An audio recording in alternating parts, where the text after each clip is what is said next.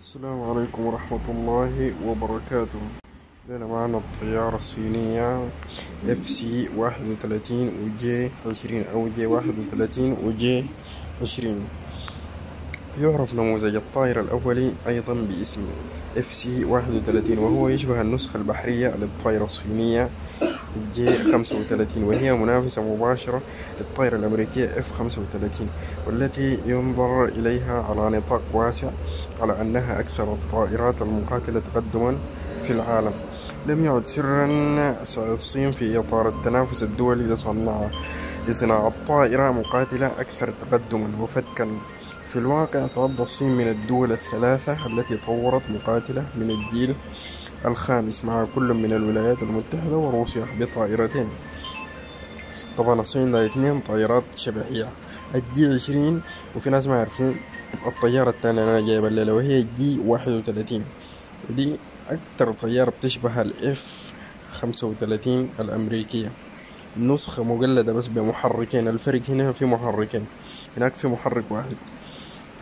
متعددة المهام، بينما تمتلك الصين وروسيا طائرة واحدة في كل من الجيل الخامس. الولايات المتحدة مؤخرا دخلت بطيارة تانية الجيل الرابع، دي صورة طبعا للمقاتلة المنسوخة من الإف 35. الولايات المتحدة وروسيا كل منهم عندهم طيارة واحدة للجيل الخامس بس. الولايات المتحدة انفردت بطائرتين مؤخرا، وبعد ما حرب روسيا وأوكرانيا بدأت صناعة طيارة جديدة من الجيل السادس، وبقت متفردة نمرة واحد في العالم.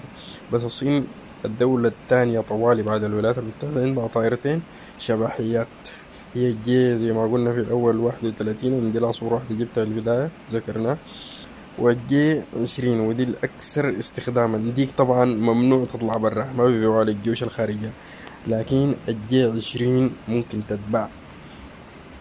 تتباع للجيوش الخارجية لأنه فيها نسخة تصديرية. النسخة التصديرية طبعا ما بتجيك بكل التكنولوجيا زي الجيش الصيني أو الاستخدام اللي عند الجيش الصيني، بس بالنسبة كقواتنا السودانية ممتازة بالنسبة لنا نحن.